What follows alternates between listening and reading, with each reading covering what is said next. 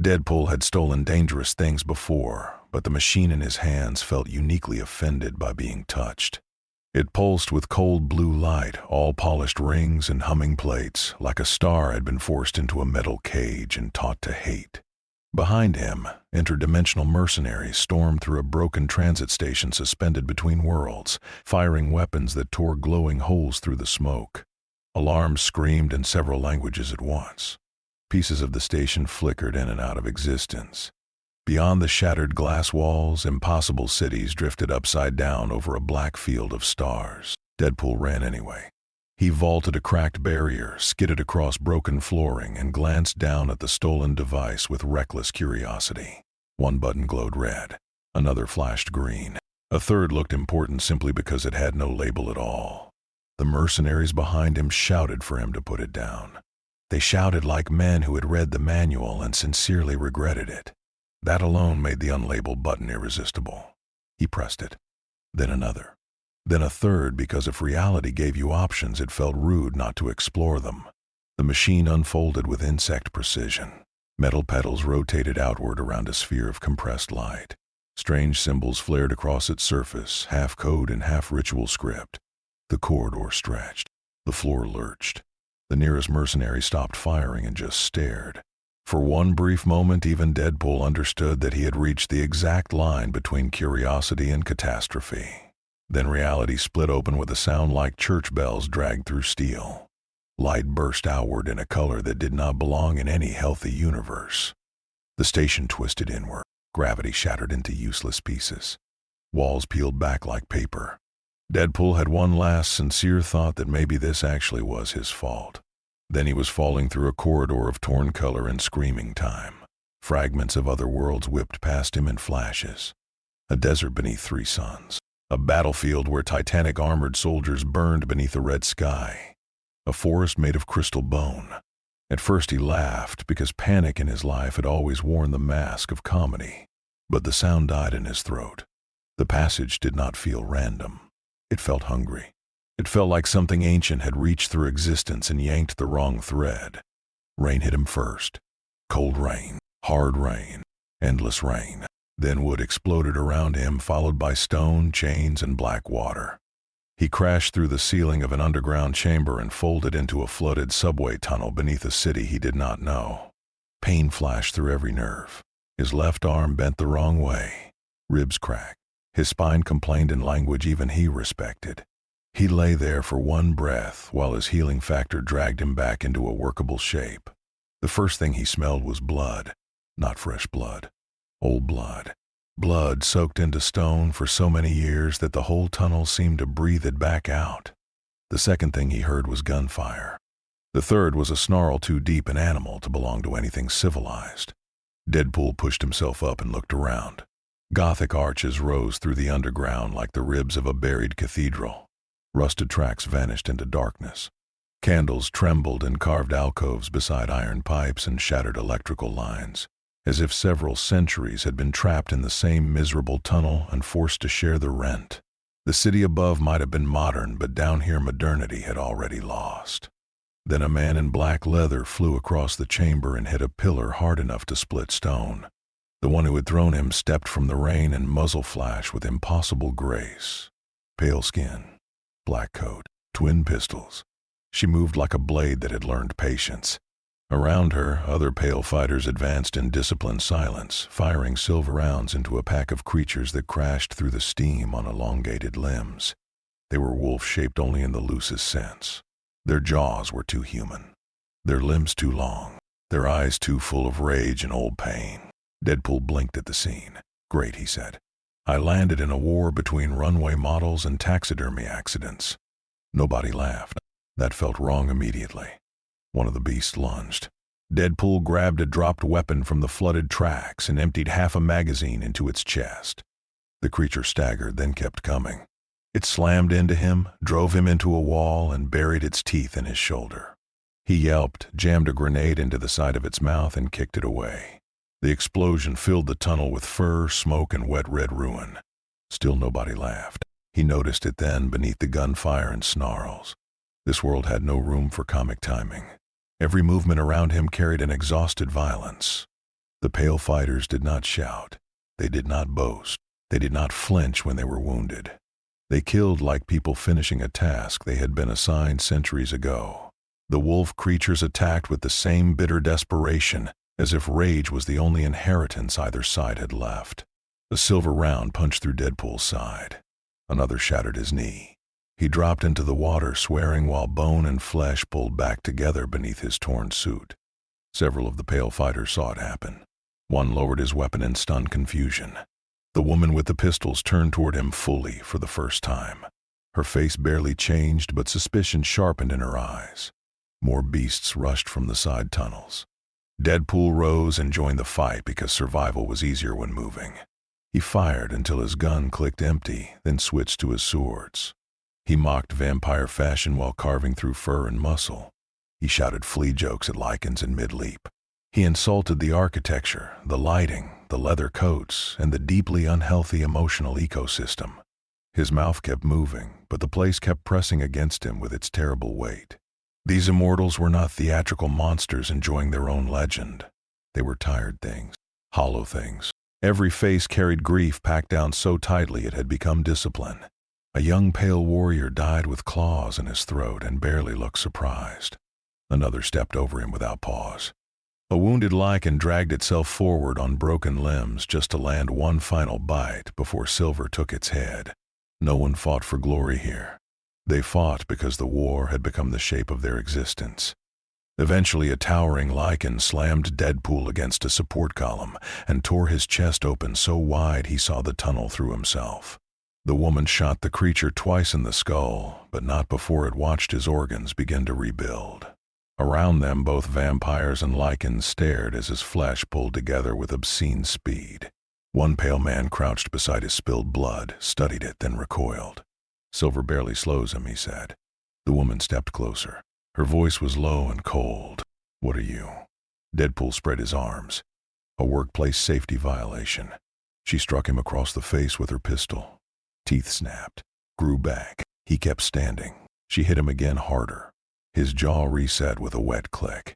"Okay," he said, "your flirting customs are aggressive even by apocalypse standards." The war broke apart only when a distant horn sounded from deeper in the tunnels. The Lycans withdrew into the dark, dragging bodies and leaving bodies behind.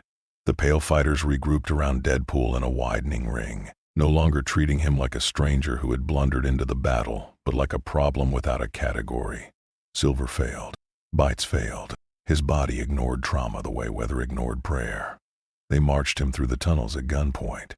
Deadpool kept talking because silence in this place felt dangerous. He joked about subway delays. He asked whether every room had been designed by depressed gargoyles.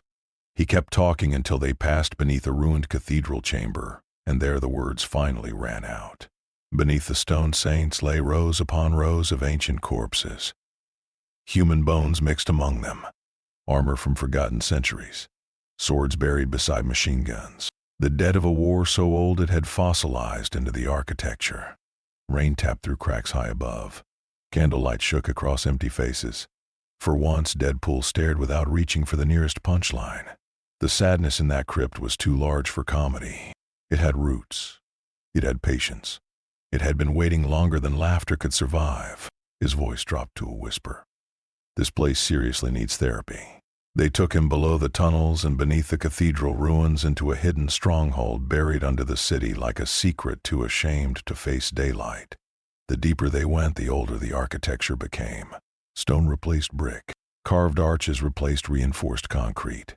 Black banners hung between pillars that had outlived kingdoms. Torches and electric lamps burned side by side, neither one quite winning against the darkness. It was not simply a fortress. It was a museum of survival, built by creatures who had stopped measuring time in years and started measuring it in dynasties. Deadpool was marched through halls lined with armored guards who watched him with cold professional disgust. Some looked frightened, others looked curious. One elderly vampire with a face like carved marble leaned forward from a balcony and inhaled sharply as Deadpool passed, as if trying to understand the scent of him. Human blood, gunpowder, healing tissue. Something stranger beneath it all. Something wrong. Naturally, Deadpool made it worse. "Nice place," he said. Very haunted cathedral meets fascist fashion week. Love the commitment to mood. Does everyone here get a free coat at orientation? No one answered. A pair of guards shoved him forward into a great circular chamber lit by chandeliers and open braziers. At the far end sat the elders of the coven, ancient vampires dressed in dark ceremonial robes, their faces pale and beautiful in the way winter was beautiful. Their stillness carried the weight of habit. These were not rulers made powerful by emotion. These were rulers who had lived so long emotion had become an inconvenience. Celine stood to one side of the chamber, silent, rain dried on her black coat, watching him with the measured suspicion of someone who had seen too much to dismiss anything as impossible. The interrogation began with ritual. A young vampire carrying a silver bowl approached the center of the floor. Another recited words in an old language while red candles were lit around a carved sigil. Deadpool looked from the candles to the bowl to the elders and sighed through his mask. "Oh no," he said. "Is this one of those blood ceremony meetings where everyone pretends this is normal corporate culture?" An elder stared at him with blank contempt. "Remove the mask." Deadpool tilted his head. "Buy me a second date first." A guard struck him across the back of the knees. He dropped, then rose again while the damage repaired. The chamber murmured. The elders watched more closely now. Celine did not move, but something in her expression tightened. She had seen him recover in the tunnels. Here under full light, the healing looked even more unnatural. Wounds sealed too quickly. Bruises vanished mid-breath. His body did not simply endure violence. It rejected it like an insult. The questioning turned clinical. "What bloodline are you from?" "Not a cult." "Who created you?" "Poor decisions in Canadian healthcare." "Why does silver fail?" "Maybe I am emotionally allergic instead." They tried intimidation first, then ritual samples, then cold scientific observation. A thin vampire scholar with ink-stained fingers approached him carrying instruments that looked part surgical and part alchemical. Deadpool offered his wrist with false generosity. "If you are taking blood, label the tube handsome mystery meat." The scholar drew a sample anyway. Another brought venom. Another a preserved strain of Lycan pathogen. The elders watched from their high seats while the samples were tested in glass chambers inscribed with old symbols.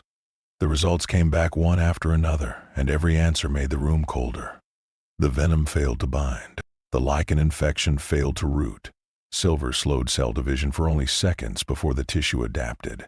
His blood reacted to immortal DNA as if studying it. That final observation changed the room. Until then he had been an intruder, perhaps a weapon, perhaps an absurdity. Now he became a question. Ancient societies could survive monsters. Questions were more dangerous. Questions destabilized certainty. Questions created factions. One elder with hollow cheeks and eyes like black ice leaned forward. "If your flesh can learn our blood and resist our curses, then you are either an abomination or a threshold." Deadpool looked around the chamber. Threshold to what? A more casual dress code.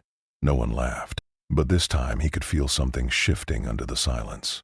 Not anger. Celine remained beside a column as the scientists continued their tests. She had spent centuries hunting Lycans, surviving betrayals, and burying every softer instinct beneath the clean discipline of violence. Yet something about him unsettled her in a different way. It was not merely that he could not be classified. It was the way he kept filling every heavy silence with humor as if quiet itself might kill him. The others read mockery. She noticed the rhythm beneath it. He joked not because nothing mattered. He joked because too much did. The elders ordered him held in a side chamber between interrogations. It was less a prison than a ceremonial vault with iron doors and old chains fixed to the walls for intimidation rather than necessity. Deadpool sat on the stone bench, looked at the restraints, and gave them a respectful nod. "You know, if this is atmosphere, 10 out of 10. If this is hospitality, I will be leaving a review." Celine entered alone hours later, or what felt like hours. In the underworld, there was no real sense of day below the city, only deeper and shallower forms of darkness. She stood just beyond the bars, her face unreadable. "Why do you joke?" she asked. Deadpool leaned back against the wall. "Because if I stop, the universe wins." That was not an answer. It was the only honest one you were getting before midnight. She studied him. Most people found his mask disarming in the wrong way. The ridiculousness. The refusal to take anything seriously. Celine had lived too long to trust surfaces. Beneath the joke she sensed fatigue, not physical fatigue, something older, a loneliness so practiced it had become style. "You do not belong here," she said. "Lady, I barely belong anywhere." For the first time her expression shifted by a fraction. It was not softness, not yet, but it was recognition. Immortality had hollowed out everyone in this world. Some hid it behind rituals, some behind war. He hid it behind noise. When the guards returned, they brought him to the research halls. These chambers felt different from the ceremonial grandeur of the throne room. They were colder, more practical. Glass cylinders, steel tables, preserved organs floating in dark solution, records written on parchment beside digital monitors. The vampire covens had not survived by faith alone. They had weaponized science centuries ago and simply never abandoned the old symbols while doing it. Deadpool joked through the entire tour. He joked while a scientist compared his tissue samples against vampire blood. He joked while another examined why silver ions failed to remain toxic in his body. He joked while a third researcher suggested his regeneration might represent an evolutionary bridge between mortality and perfected immortality. That one got his attention. "Perfected immortality," he repeated. "So the current version comes with free depression and optional leather." The scientist ignored the insult. "Your cells do not merely repair. They improvise. They reselect function after trauma. If combined with stable immortal bloodlines, the result could surpass both vampire and Lycan limitations. So I am a really ugly pharmaceutical ad. You may be the next stage of survival," the scientist said. "Or the next stage of extinction," another replied from the shadows. That argument spread quickly. Some saw him as salvation, some as contamination, some as prophecy. The oldest among them disliked that word, but none dismissed it completely. Ancient societies could not live for centuries without collecting myths like dust. And now a being impossible to poison, impossible to infect, impossible to explain had fallen from a tier in reality directly into their war. Celine accompanied him through the archive halls later, not out of trust, but because too many people now wanted unsupervised access to him. The archives were vast, carved into the rock beneath the stronghold, lined with shelves of bone-white scroll cases, chained books, and metal cabinets sealed with old family marks. Here the real memory of the underworld lived, not speeches. Bloodline. The practical history of creatures who had forgotten how peace felt. Deadpool quieted as they walked. It happened so gradually even he did not notice at first. The jokes thinned, the rhythm slowed. The air in the archives was different. Dust, wax, and old paper muffled everything. The centuries pressed close here. He saw portraits of warriors who had looked tired even before photography was invented. Maps of massacres. Family trees ending in black marks. 1,000 years of immortality, and almost every page amounted to the same miserable sentence repeated in new handwriting. "We killed them. They killed us." No one remembered why enough to stop. Celine watched him pause beside one shelf and look too long at a ledger of burial records. Something about that stillness unsettled her more than any joke had. Beneath the absurdity, he understood grief faster than he should have. "You see it now," she said. "See what? What this world does to people." He looked down the long corridor of records. The place smelled like old dust and old regret. "Yeah," he said quietly. "Nobody here remembers what peace feels like." The words stayed between them. Then something at the end of the archive corridor caught his eye. A mural half hidden behind cracked stone and hanging chains. Time had faded most of it, but the central figure remained strangely vivid. A warrior in red, face covered by a mask, standing amid kneeling immortals while blood streamed upward around him like reversed rain. Deadpool stepped closer. The mask was not identical to his. It was close enough. For the first time since crashing into this world, the joke did not come. Celine came to his side and followed his stare. Neither spoke. In the trembling light of the archive candles, the painted figure looked less like art and more like memory waiting to be rediscovered. Deadpool reached toward the wall without touching it. "Okay," he whispered, and for once the humor was gone. "That is new." The mural changed everything because it removed coincidence from the story. Before that moment, Deadpool had been an intruder, an impossible accident hurled into an old war by reckless button pressing and rotten luck. But the figure painted on the archive wall had his colors, his silhouette, even the careless stance of a man who refused to kneel before darkness because irreverence was the last weapon he trusted. The image had been there for centuries. The stone around it had cracked with age. The pigments had faded. Yet the red-masked warrior remained unmistakable enough to silence every joke trying to rise in his throat. Celine summoned the archivists. The archivists summoned the elders. Soon the hidden corridor filled with ancient vampires, scholars, and armed guards, all staring at the mural as if it had personally insulted their entire civilization. Dusty records were pulled from locked shelves.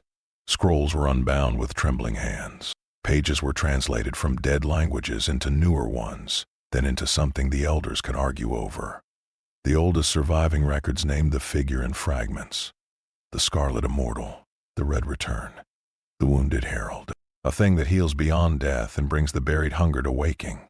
Most prophecies were useless when you looked closely enough. That was true in every universe. They were vague on purpose, built from fear and hindsight.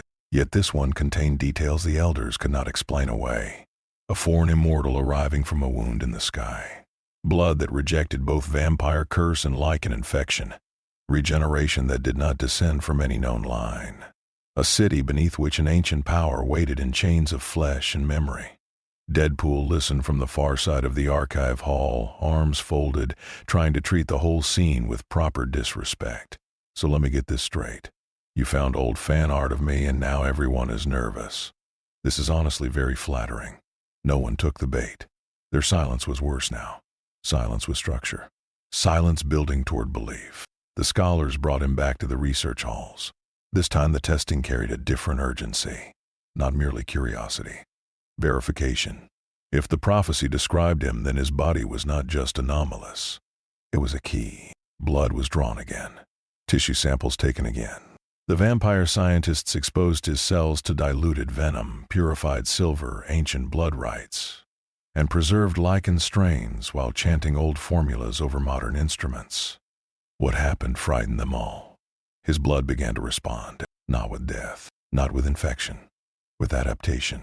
When vampire ritual energy touched the sample, the cells multiplied so fast the glass chamber cracked from internal heat. When Lycan DNA was introduced, the tissue did not accept the curse but mirrored its aggression for several seconds, producing violent growth patterns before collapsing back into baseline function. When ancient relic dust from beneath the cathedral was added, the blood darkened, lifted against gravity, and formed branching threads that moved as if searching. One scientist backed away, face drained white even by vampire standards. It is learning us. Deadpool leaned against the steel table with exaggerated calm. That is not a sentence I wanted in my life. At first the changes happened only in the samples.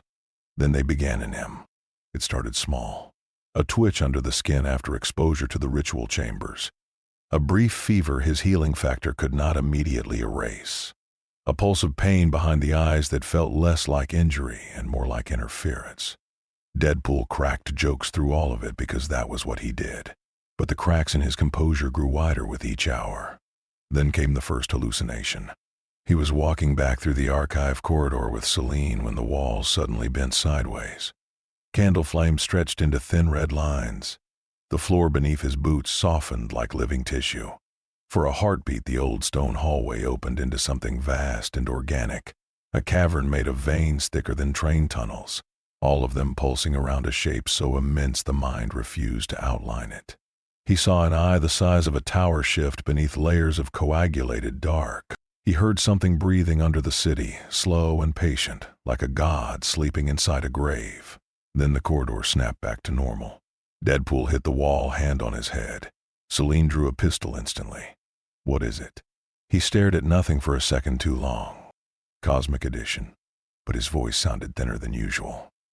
The visions returned. Not constantly. Worse than that. Randomly. A flash in a polished metal tray. A shape moving beneath the blood in a sample tube. A whisper under the hum of the generators. Each glimpse showed him the same impossible presence below the city, something huge and waiting and pleased. It was not merely sleeping. It was listening. Meanwhile, the records kept getting uglier. The elders pieced together the buried mythology in fragments pulled from different centuries. Long before the current vampire houses ruled the underworld, something had been found beneath the earliest foundations of the city. Not a creature in the ordinary sense. An organism of blood memory and parasitic instinct, feeding on violence, shaping conflict, and surviving by making immortals need war more than peace. It could not rise fully into the world on its own. It needed a catalyst, a regenerative pattern so persistent that even corrupted blood could use it as a blueprint for endless return. The Scarlet Immortal was not its master.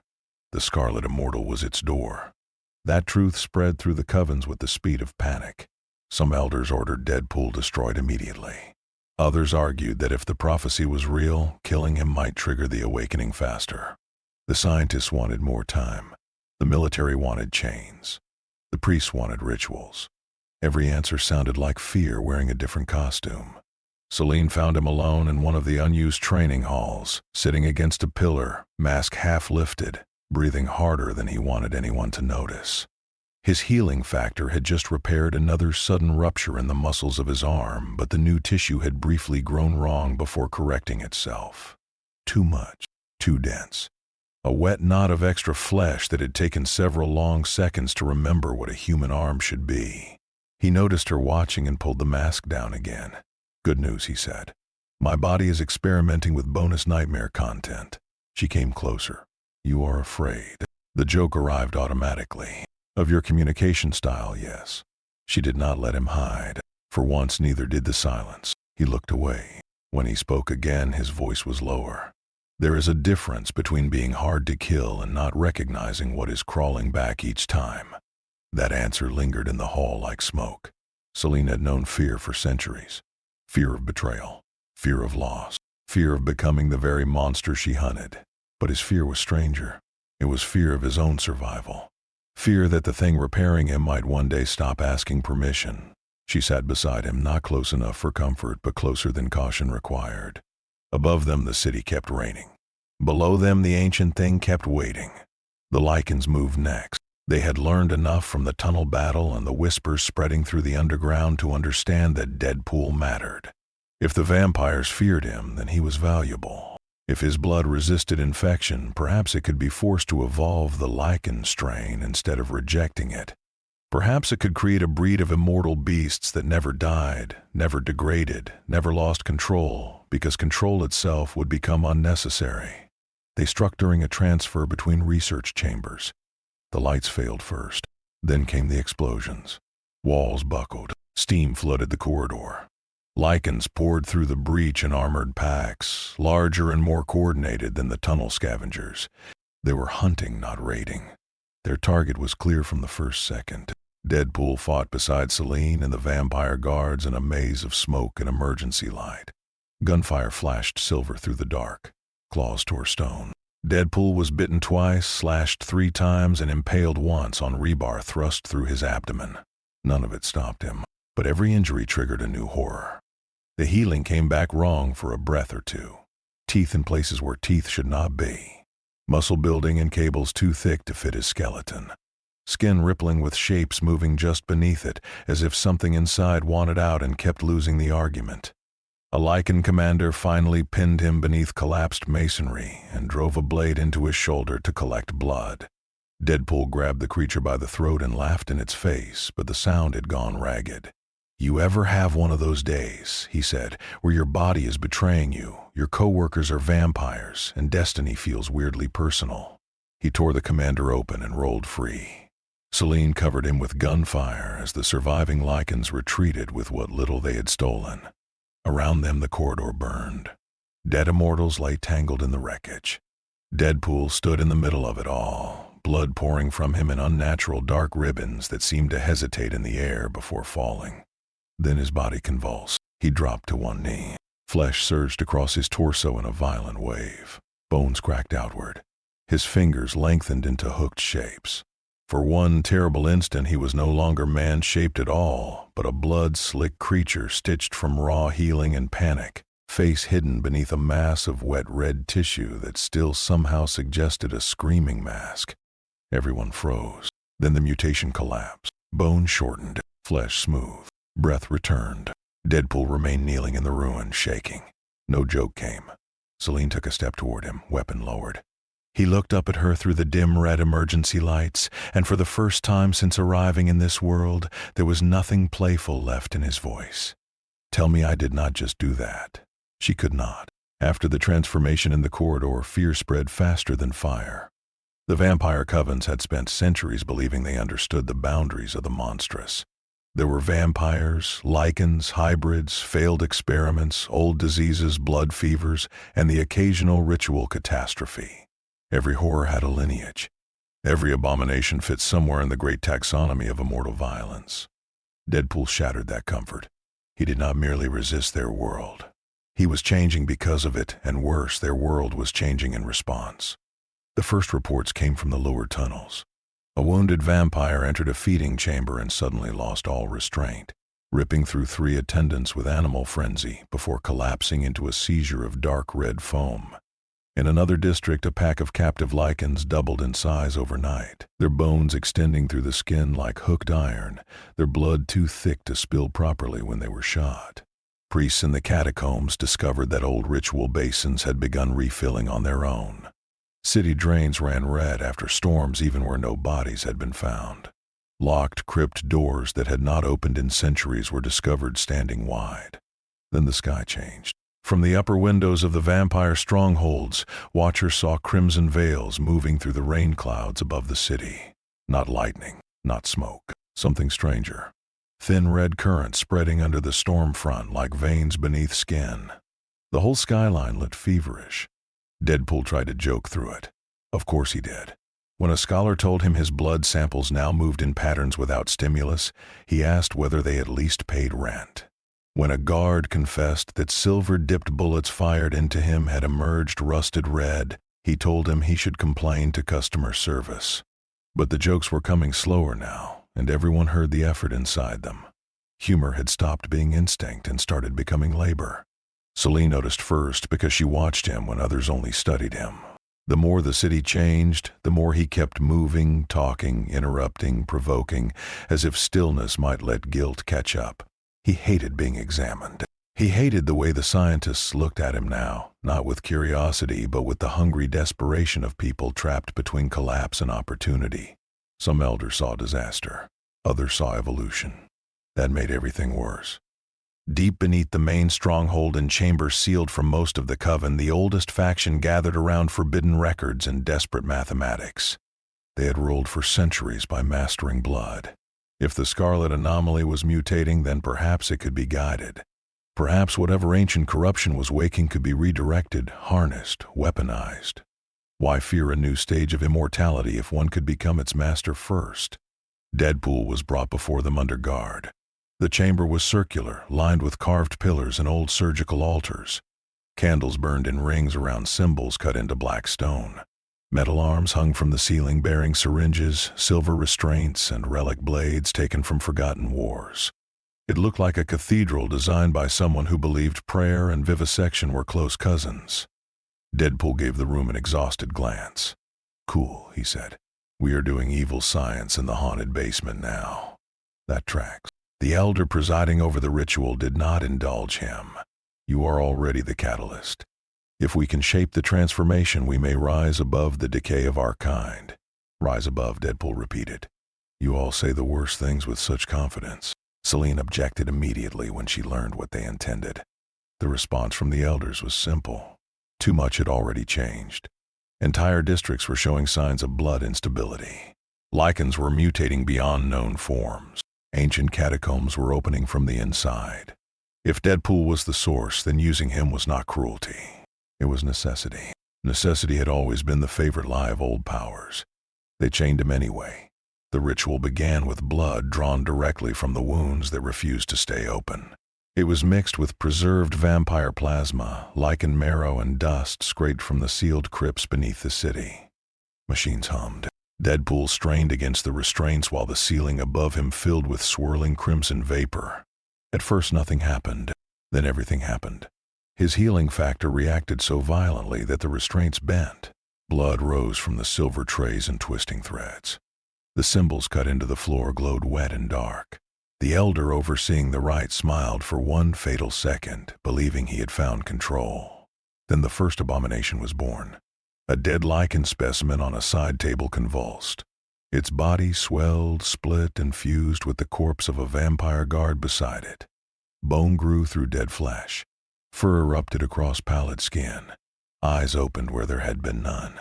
The thing screamed in two voices at once. Panic tore through the chamber. More corpses reacted.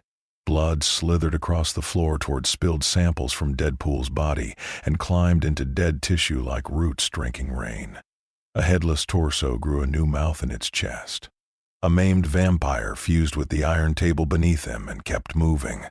One of the ritual assistants burst open from within as regenerative masses filled his veins with multiplying tissue. Deadpool ripped one arm free from the restraints and shouted the only useful observation available. I would like to officially note that this was a terrible idea. Celine crashed into the chamber amid gunfire and smoke, shooting two abominations before they finished tearing apart the nearest guards. She cut his remaining restraints while the elders fled or died around them. Together they fought their way through a room that had become a slaughterhouse of living mistakes. None of the creatures stayed dead for long. Wounds sealed. Limbs regrew in wrong directions. Flesh learned from every injury, because it was learning from him. The realization hit Deadpool harder than any blade had. Every drop of mutated blood spilled from his body was teaching the corruption how to return. Not just to survive, to improve, to reassemble. The city was not merely infected, it was being educated. They escaped into the lower corridors, but the damage had already spread beyond containment. Reports flooded in from every district. Vampire patrols falling to uncontrollable bloodlust. Lycans growing additional limbs or shedding skin to reveal denser forms beneath. Catacomb doors opening onto chambers older than any known map. The rain above staining rooftops red. Rivers beneath the city thickening like diluted flesh. Deadpool leaned against a column in one of the emergency sanctuaries, while medics tried and failed to stabilize the injured around him. His own wounds kept closing before bandages could be tied. Across the room a half-turned vampire sobbed while silver needles pinned him to a table. Near the entrance a Lycan prisoner had split into two malformed bodies joined by cords of muscle. Everywhere the same truth spread. This was not random. It had rhythm. Celine approached him after issuing orders to evacuate non-combatants from the lower districts. There was blood across her face, not her own. Her eyes stayed on him, steady and unsparing. You think it is your fault. He stared at his gloved hands. The blood on them had begun to move in tiny trembling lines toward the cracks in his fingers. If I say no, does the universe get less interested in proving otherwise? She could have offered comfort. Instead she offered honesty. You are not choosing this. Not choosing something does not stop people from dying because of it. There it was, the center of him. Buried under jokes, under noise, under chaos, the one fear he had never managed to outrun. That survival itself might be a form of harm. That every room he entered would eventually bear the cost of him remaining alive. Celine understood more than she wanted to. She had lived long enough to watch duty turn into massacre more than once. She had justified horrors because the alternative seemed worse. She had become good at moving while carrying guilt. Looking at him now, she saw not the clownish outsider who had crashed into their war, but a broken man terrified of becoming the monster everyone else already expected. They moved to the surface districts before dawn, if dawn still existed above the storm. The city had begun to look wrong even from ordinary streets. Crimson water pooled along curbs. Windows reflected shapes that were not there when one turned to face them. Subway entrances breathed warm mist that smelled like opened veins. In church basements and abandoned stations, citizens whispered of doors appearing in walls overnight and ancient bones shifting beneath the floor. Deadpool tilted his head back and looked at the red bruised clouds rolling over the skyline. The corruption is not just spreading, he said. Celine waited. He lowered his gaze to the blood smearing his glove. It had formed tiny branching patterns, almost like script. It is studying me. Behind them, somewhere deep below the city, 1,000 sealed chambers groaned open one after another. Apocalypse did not arrive all at once. It arrived by recognition. At first, the city still tried to pretend it was a city. Trains remained on tracks for another hour before the tunnels swallowed them. Streetlights still blinked through the rain before the bulbs filled with red fluid from the inside. People still ran toward shelters, hospitals, subway exits, police barricades, all the places ordinary disasters train the mind to trust. Then the first buildings began to pulse. Not metaphorically. Walls softened. Concrete swelled with vein-like ridges. Floors exhaled warm, damp air that smelled faintly of iron. A parking garage split down the middle as thick, dark tissue forced itself through the cracks. Office towers reflected red currents moving inside their own glass. The old infrastructure of the city, its pipes, drains, tunnels, foundations, everything built downward over buried centuries, became a circulatory system for the corruption rising below. The underworld had hidden beneath civilization for ages. Now civilization itself was learning the language of the underworld. Deadpool, Selene, and what remained of the organized vampire forces moved through districts in collapse, trying to carve evacuation routes through streets that no longer obeyed ordinary geometry. Blood ran along gutters in narrow red streams that merged into wider flows at intersections. Some of it belonged to the dead.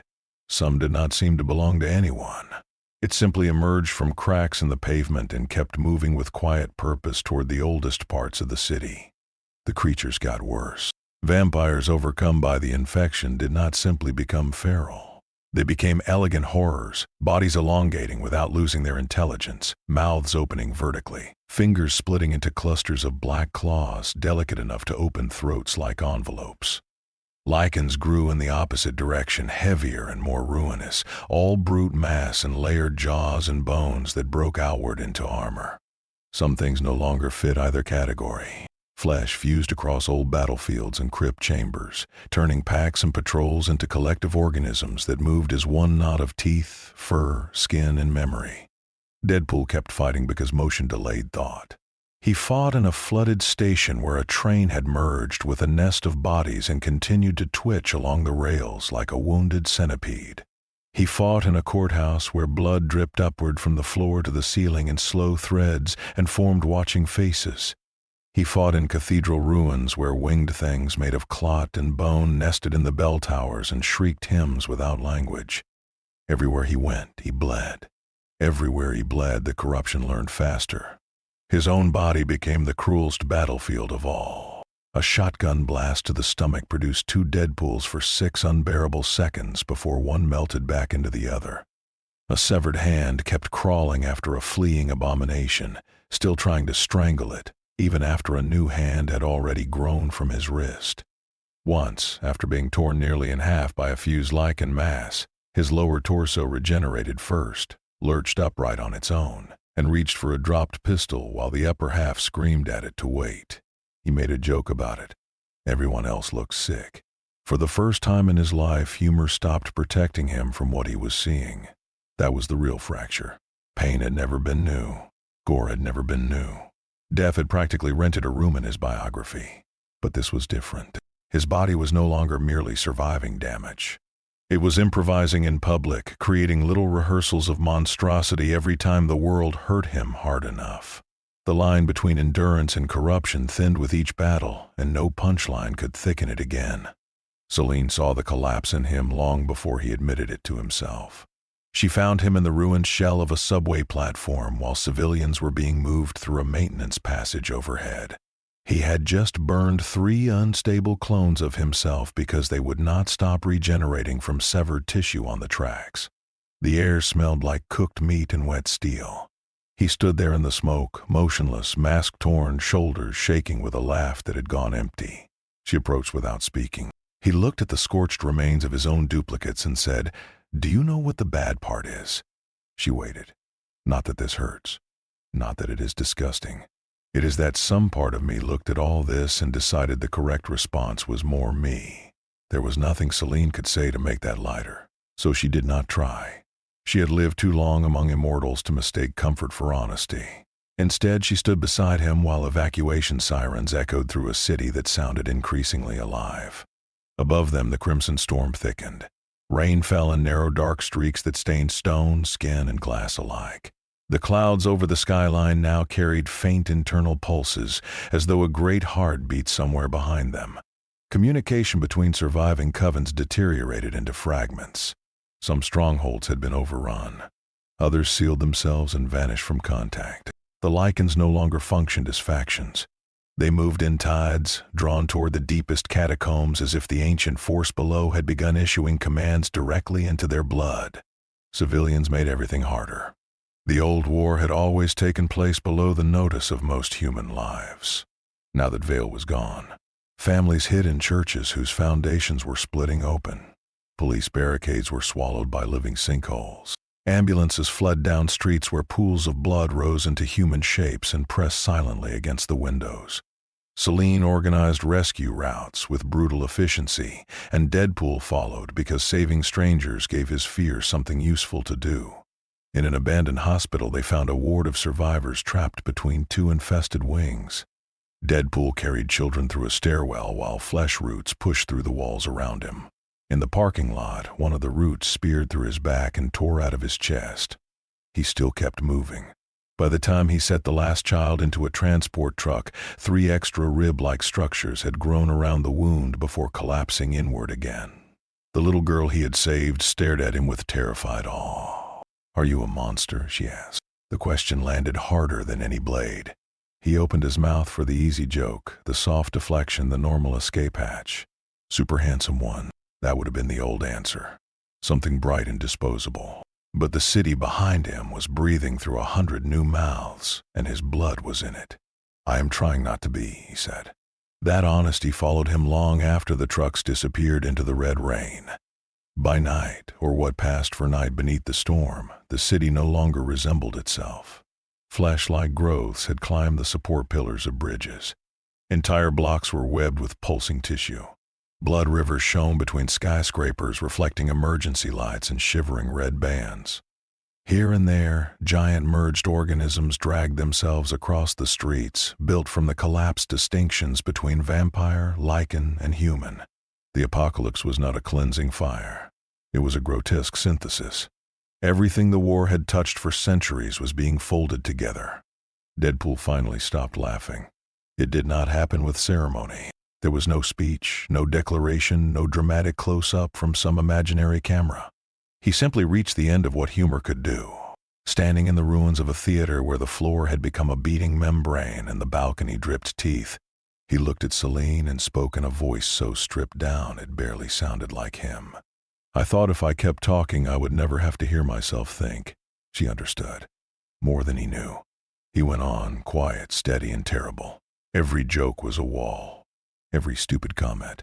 Every bit. If I was loud enough, fast enough, weird enough, then maybe nothing could pin me down long enough to ask what all this feels like. Maybe I would not have to answer why being impossible to kill can feel exactly like being impossible to keep. Celine stood in the darkened theater with blood rain ticking against the broken roof. For centuries, she had treated vulnerability as a luxury for creatures with shorter lives. Yet here, in the middle of a city turning inside out, his honesty felt more radical than any weapon. The war below their feet had fed on denial for ages. Vampires denying fear. Lycans denying grief. Elders denying decay. Deadpool had denied pain by turning it into performance. Now the performance was ending, and something older than all of them had noticed. The deepest catacombs opened just after that. A chain of subterranean detonations rippled beneath the city, collapsing streets and shattering ancient vaults. From the exposed chasms came a red-white glow, not fire, not electricity, but biological radiance. Every infected thing in the city turned toward it. Abominations. Even the rivers of blood changed direction, pulling downhill into the widening wounds in the earth. Deadpool felt it inside himself before he saw it outside. His healing factor surged so violently he dropped to one knee. Visions tore through him in rapid fragments. Veins like tunnels, a heart like a cathedral, teeth the size of monuments. And at the center, an empty chamber now filling with tissue shaped by his own regenerative pattern. The ancient blood entity was no longer waking. It was assembling a body, and it was using him to do it. The catacombs beneath the city had always been older than anyone admitted. Vampires claimed certain chambers as ancestral burial sites. Lycans claimed others as forgotten warrens from the first wars. Priests, scientists, elders, and executioners all kept maps, and none of the maps matched. The deeper one went, the more certainty failed. Stonework shifted from Roman to medieval to impossible. Carvings repeated across eras that should never have met. Bones turned up in layers older than the surrounding walls. It was as if the city had not been built over history, but over a wound in history that kept absorbing whatever settled near it. Now that wound stood open. Deadpool, Selene, and the last coherent bands of surviving immortals descended through ruptured sanctuaries and exposed tunnels toward the source of the crimson light. Above them the city convulsed. Below them everything narrowed toward a single pulse. The infected masses streamed in the same direction, not mindless now but purposeful, like cells obeying a body finally aware of itself. What they found in the deepest chamber ended the old language of horror. The blood entity did not emerge as a neat monster with a face and a name. It rose as a colossal living system, a cathedral of flesh and clot and memory. Towering columns of red tissue braided into ribs around a central heart shape larger than a building. Veins thick as train tunnels ran from it into the bedrock and up through the city. Faces surfaced and sank along its outer membranes, not trapped souls exactly, but impressions left by centuries of suffering.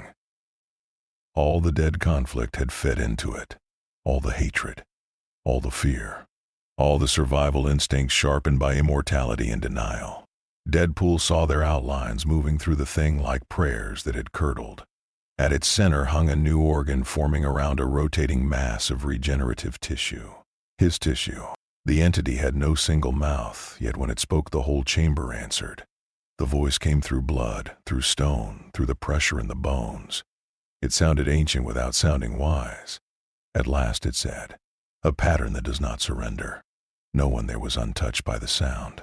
Surviving vampires dropped to their knees or clutched at their ears. Lycans howled.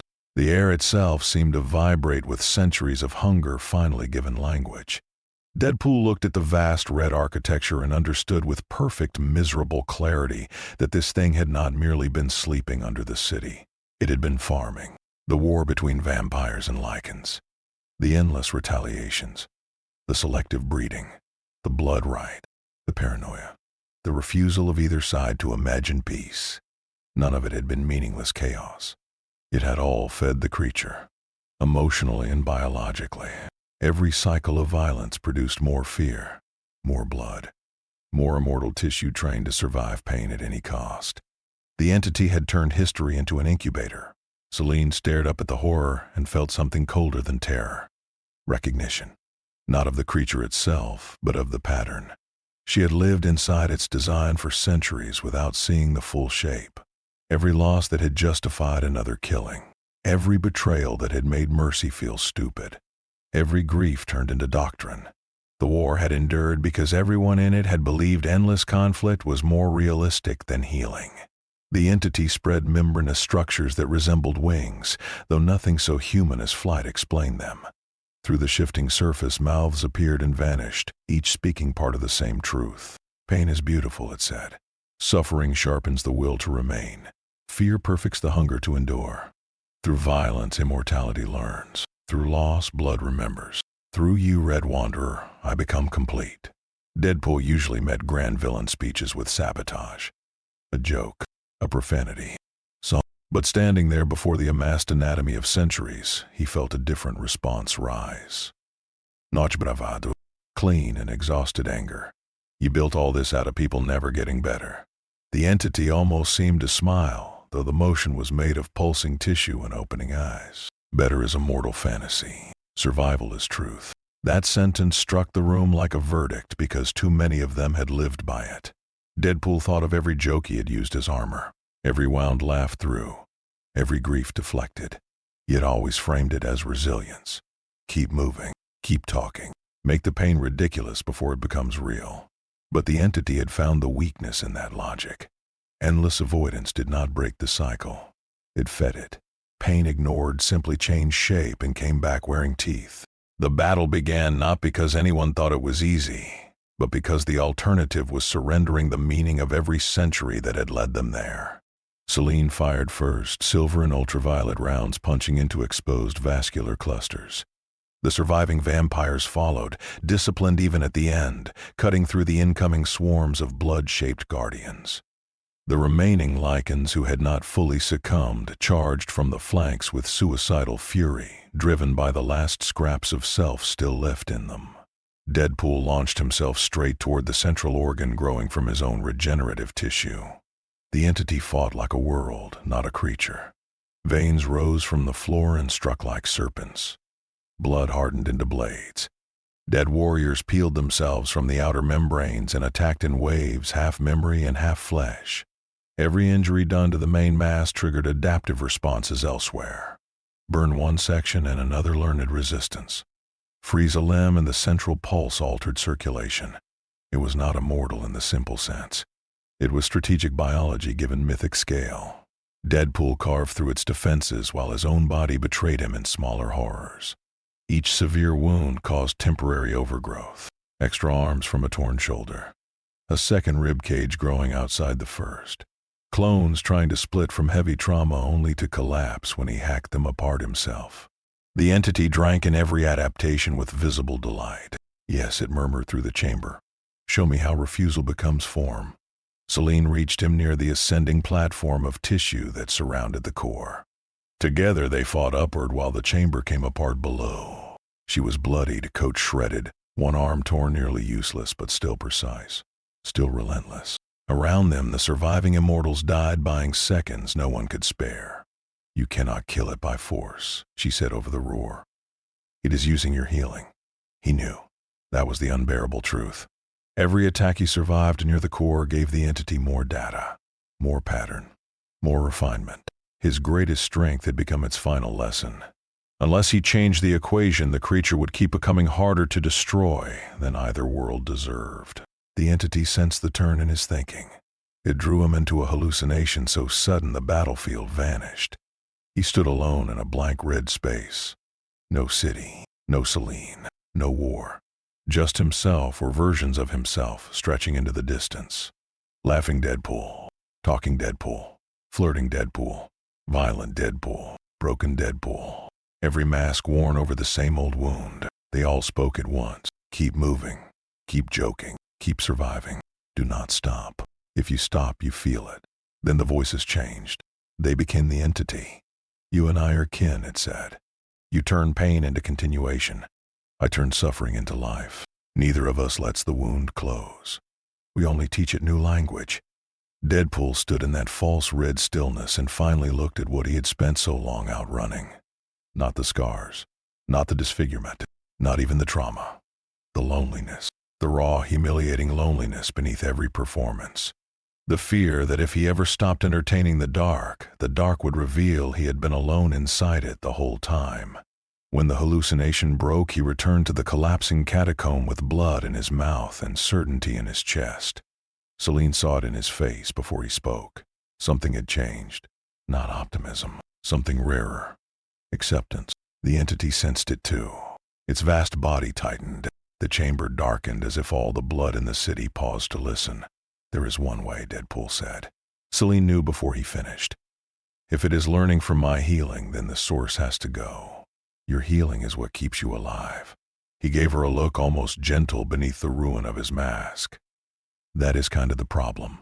The entity surged, suddenly urgent. The voices in its walls rose into a storm of commands and promises. Return. Be endless. But for the first time in this entire nightmare, Deadpool heard those words not as comfort, but as a trap. Endless survival without honesty was just another prison. Another war stretched across time. Around them, the last offenders made their stand. Celine stood between Deadpool and the advancing mass, knowing exactly what choice he was making and hating that she respected it. He looked at the core growing from his own flesh inside the monster. Then he looked at the woman who had watched him become more than a joke. I think, he said quietly, this is where I finally stop healing around it. The end of the world was quieter than its beginning. By the time Deadpool made his decision, the city above had nearly exhausted its ability to scream. Towers still shed glass into blood-flooded streets. Cathedrals still cracked. Bridges still sagged over rivers gone red. But beneath all of it there was a strange hush, as if the whole infected landscape had leaned in to hear what the man at the center of the disaster would do next. The blood entity pulsed through every foundation and tunnel, waiting with ancient confidence.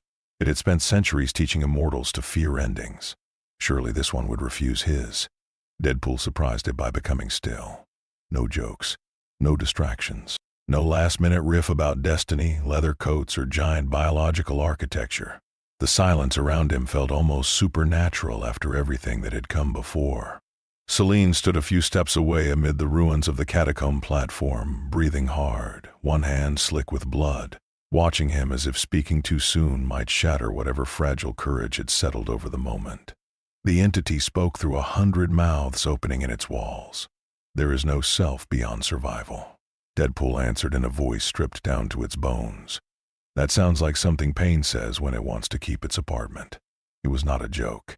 Not really. More like a final translation. He looked at his own hands. Torn gloves, trembling fingers, blood moving in tiny branches along the seams. For years, in world after world, his healing factor had been a curse, a shield, a punchline, a grotesque miracle, and an excuse. It kept him alive when logic said no. It kept him trapped when peace might have required an ending. It let him bounce off suffering so often that eventually he stopped asking what all that survival was for. Now the answer stood around him in red walls and inherited grief. Survival without truth had birthed a god of repetition. Celine stepped closer. If you destroy it this way, she said, you may destroy yourself. He nodded. His voice stayed calm. You may lose your immortality. You may lose everything. He lifted his gaze to her at that, and for one brief second the exhausted tenderness between them stood untouched by all the blood and ruin around them. Maybe that is what makes it a sacrifice and not a weird skincare reset. The corner of her mouth nearly moved. Almost a smile. It hurt more than if she had wept. Deadpool turned toward the central organ the entity had shaped from his regenerative pattern. It hung in the vast chamber like a dark star wrapped in veins, beating in time with his own body. That was the last cruelty. He did not need to find the weakness. He could feel it because the weakness was him. Around the chamber, the final defenders were falling. Vampires emptied their last magazines into advancing blood forms. Half-mutated Lycans threw themselves at vascular pillars and disappeared beneath the mass. Stone collapsed in sheets. The city above groaned as if every cathedral and subway tunnel and office tower had become one enormous rib cage breaking open. The entity attacked before he could move, finally abandoning patience. Veins lashed from the floor. Membranes dropped from the ceiling. The creature had sensed the impossible. Not rage, not despair. Willingness. A man willing to stop surviving on its terms. Celine covered him while he advanced. She moved like the oldest promise left in the room, cold and exact, every shot buying him another step. The blood entity threw dead faces at her, memories given flesh, warriors from every century folded into new monstrous forms. She killed them anyway. Through smoke and red light and raining stone, Deadpool kept walking toward the core. He was wounded again and again on the way. Impaled through the thigh, torn across the ribs, nearly decapitated by a hardened blade of blood. Each injury triggered surges of regeneration, and with each surge he fought his own body, forcing it inward, forcing it unstable, driving all that cursed renewal toward the central pattern the entity had built. The monster understood too late. It tried to soothe him then, to seduce him. The chamber filled with voices from his own past, tones borrowed from memory, laughter turned soft and familiar. You do not have to be alone. You do not have to stop. You can keep going forever. For one terrible heartbeat, the words almost worked, because they were aimed at the oldest wound, the ache beneath the jokes, the childish, desperate hope that some version of endlessness might finally become companionship. Then Celine shouted his name. Not an order, not a warning, a refusal to let him disappear into the lie. He reached the core. Up close it looked almost human in places. His tissue, his cursed miracle. Muscle and nerve and wet, shining threads of impossible repair turning around each other inside a shell of dark blood crystal. It beat in time with him. It wanted him back. He placed both hands against it and felt every wound he had ever lived through rise inside his nerves like a choir of knives. The plan was simple in concept and horrific in practice.